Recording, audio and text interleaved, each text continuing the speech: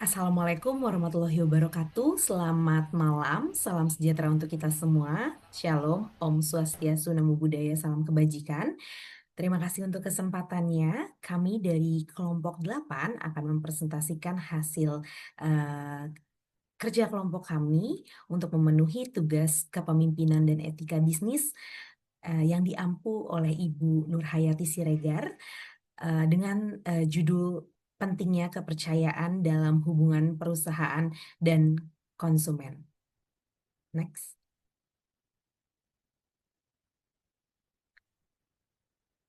Baik, saya akan memperkenalkan kelompok kami.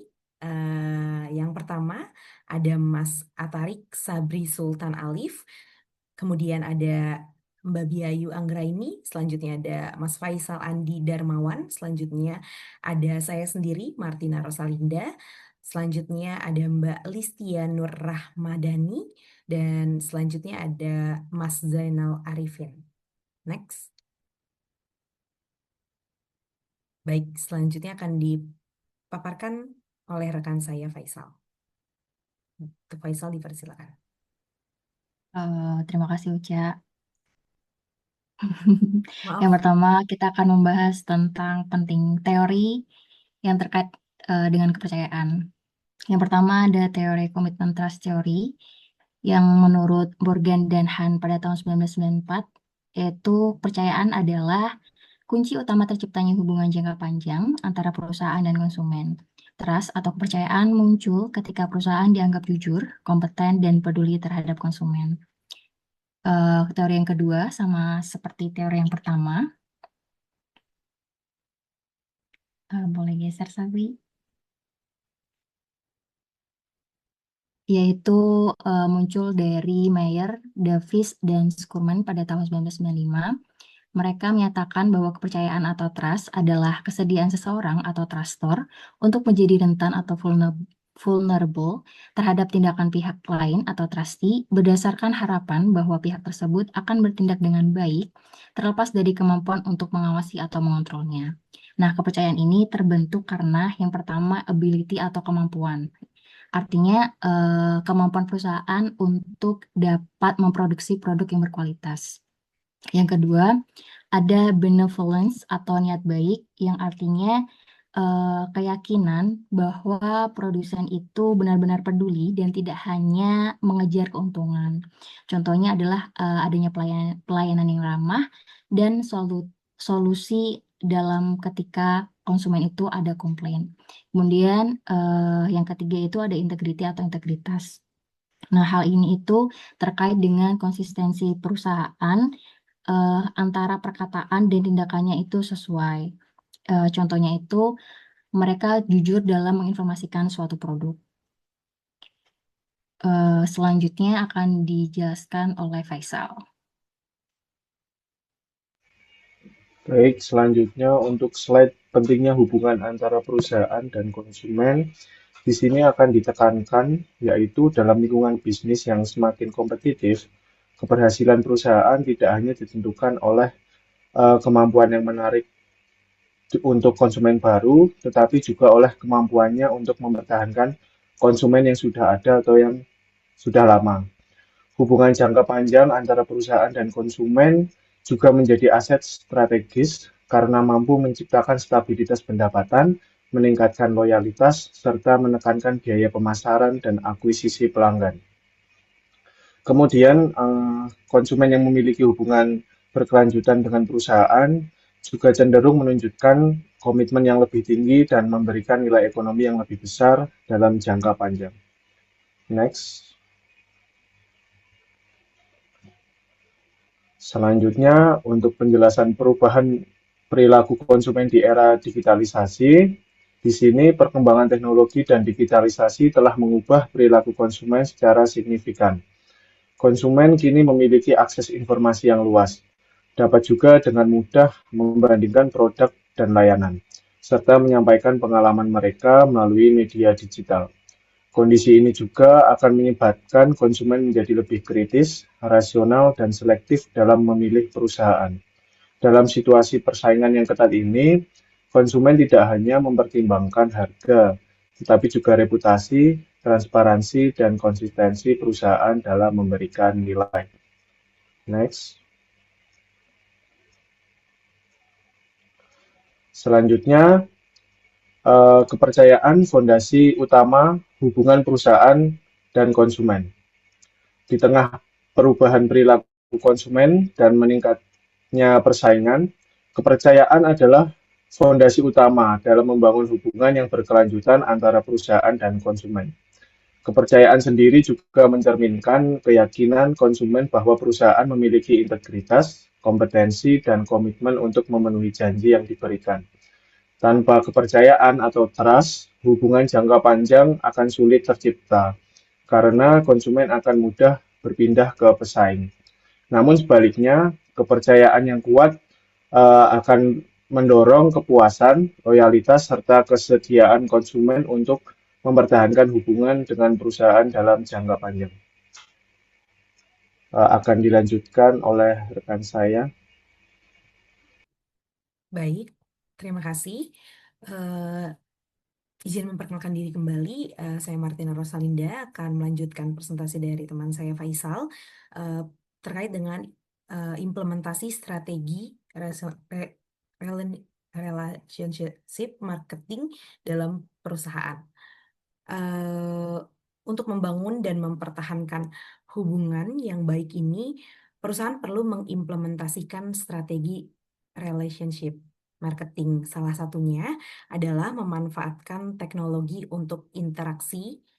Di era digital ini, perusahaan dapat menggunakan berbagai platform digital seperti email, media sosial, dan aplikasi pesan untuk berkomunikasi dengan pelanggan secara efisien dan real-time.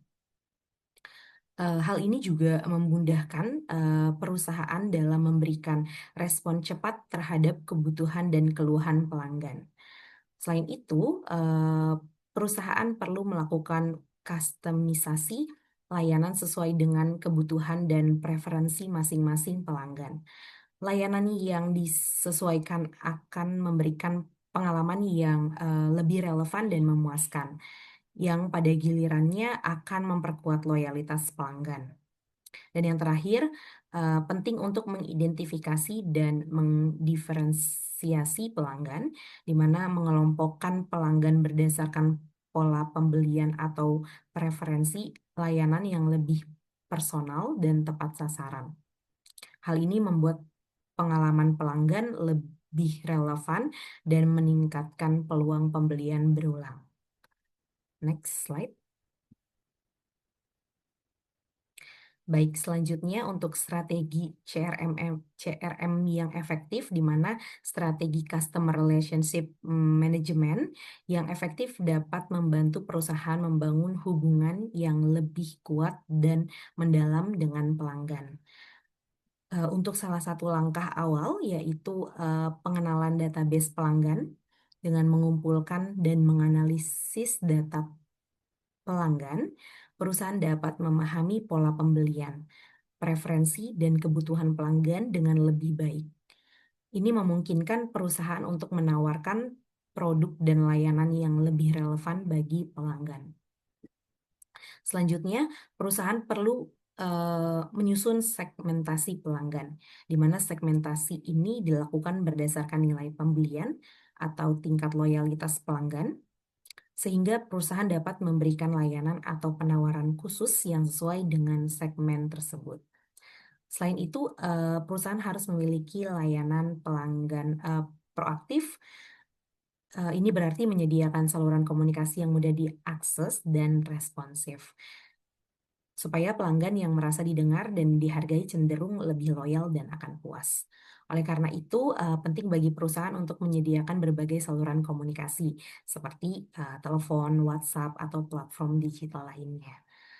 Dan yang terakhir, perusahaan perlu mengimplementasikan program loyalitas, di mana program ini dapat berupa poin, diskon, dan rewards lainnya yang dapat ditukarkan oleh pelanggan setia. Hal ini merupakan salah satu cara untuk memberikan insentif kepada pelanggan yang sering melakukan pembelian yang pada gilirannya akan meningkatkan loyalitas dan mendatangkan keuntungan jangka panjang bagi perusahaan. Baik, next akan dipresentasikan oleh rekan saya. Baik, selanjutnya terkait dengan materi relationship marketing yang tadi sudah dijelaskan oleh rekan saya Martina Rosalinda, di mana perusahaan yang sukses itu merupakan perusahaan yang mampu untuk menjalin relationship jangka panjang dengan pelanggannya.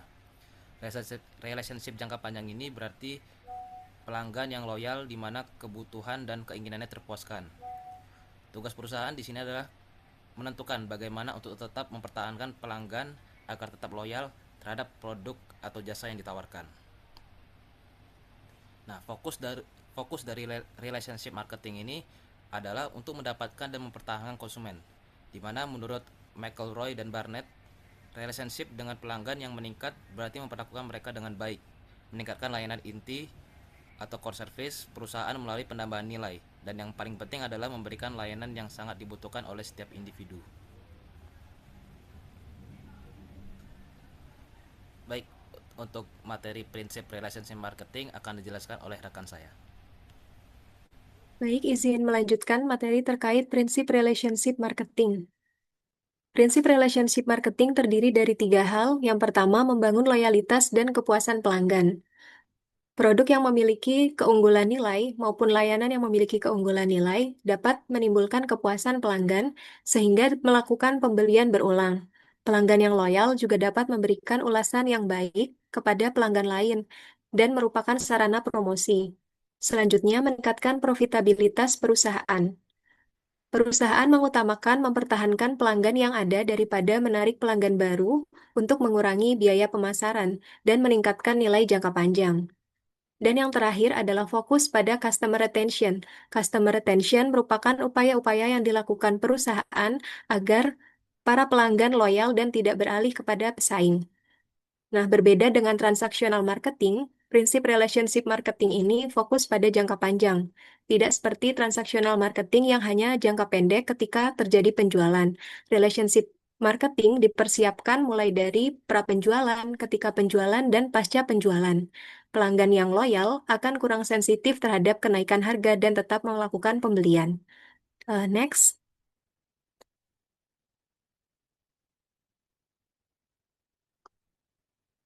Next.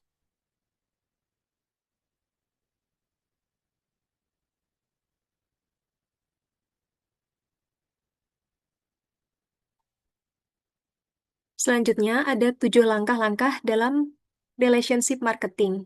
Yang pertama, mengenali pelanggan dan membangun bisnis dan membangun basis data pelanggan atau database.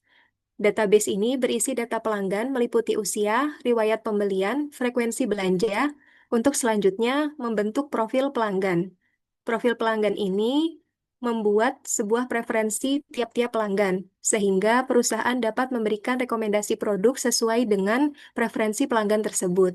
Selanjutnya, menentukan pelanggan prioritas. Perusahaan dapat membuat segmentasi pelanggan. Pelanggan yang memiliki nilai pembelian tinggi atau yang sering melakukan pembelanjaan dapat diberikan diskon khusus. Yang ketiga, menyediakan kemudahan dalam berinteraksi. Sebagai contohnya adalah layanan customer service melalui WhatsApp. Yang keempat, mengoptimalkan interaksi melalui internet. Perusahaan dapat menggunakan email, media sosial, dan website untuk memberikan notifikasi apabila pesanan telah selesai, kemudian menanggapi keluhan pelanggan dan melakukan promosi. Yang kelima, menciptakan pengalaman belanja yang menarik. Contohnya adanya custom design yang melibatkan pelanggan dalam proses produksi. Yang keenam, memberikan layanan yang bersifat personal. Promosi produk bisa disesuaikan dengan preferensi pelanggan. Dan yang terakhir, menjaga dan meningkatkan loyalitas pelanggan. Program loyalitas pelanggan contohnya adalah program poin yang dapat ditukarkan untuk diskon pembelian produk berikutnya atau mendapatkan produk gratis. Untuk selanjutnya akan dilanjutkan rekan saya, Zainal Arifin. Izin melanjutkan yaitu pembahasan studi kasus CRM pada salah satu wedding organizer bernama Wiguna. Jadi Wiguna ini termasuk wedding organizer atau WO di salah satu yang menjadi salah satu WO yang beroperasi di wilayah Magelang dan Yogyakarta. Di Wiguna ini memberikan jasa berupa perencanaan, koordinasi, dan eksekusi kegiatan pernikahan, mulai dari menyusun konsep, anggaran, memilih vendor untuk catering, dekorasi, maupun fotografer, hingga membuat rundown hari H, yaitu manajemen waktu untuk mengatasi masalah teknis agar berjalan lancar sesuai dengan keinginan pengantin di acara pernikahannya. Jadi Wiguna ini tentunya membangun hubungan yang baik dengan pelanggan agar membangun loyalitas sehingga akan menjadi rekomendasi untuk calon-calon pengantin yang lain. Next. Jadi untuk studi kasus ini ada 4. Yang pertama identifikasi pelanggan, kemudian diferensiasi pelanggan, kustomisasi layanan, dan interaksi dengan pelanggan. Next. Yang pertama yaitu identifikasi pelanggan. Jadi Wiguna ini eh, yang pertama saat sales marketing, yaitu pengamatan sekilas mengenai calon pelanggan yang bisa dilihat dari cara mereka bertanya, memberikan informasi mengenai kebutuhan dan preferensi acara pernikahan yang akan mereka laksanakan. Kemudian Wiguna juga melihat saat wedding consultant atau saat berkonsultasi mengenai latar belakang, karakter, dan konsep pernikahan yang akan dilaksanakan pelanggan. Next. Kemudian diferensiasi pelanggan. Jadi Wiguna ini membuat 3 jenis penawaran yaitu silver, gold, dan platinum itu sesuai dengan kebutuhan, kualitas layanan, dan jumlah kru yang bertugas saat acara pernikahan. Dengan harga yang bermacam-macam sesuai kebutuhan pelanggan. Next. Kemudian kustomisasi layanan.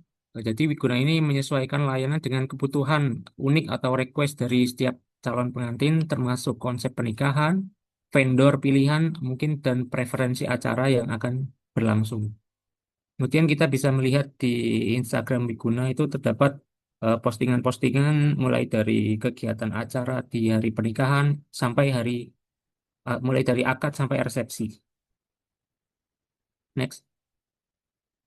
Kemudian interaksi dengan pelanggan, jadi Wiguna ini bisa berinteraksi secara langsung melalui meeting tatap muka sesuai dengan jumlah paket atau jumlah pertemuan yang pada awal pada awal pemilihan paket yang dipilih.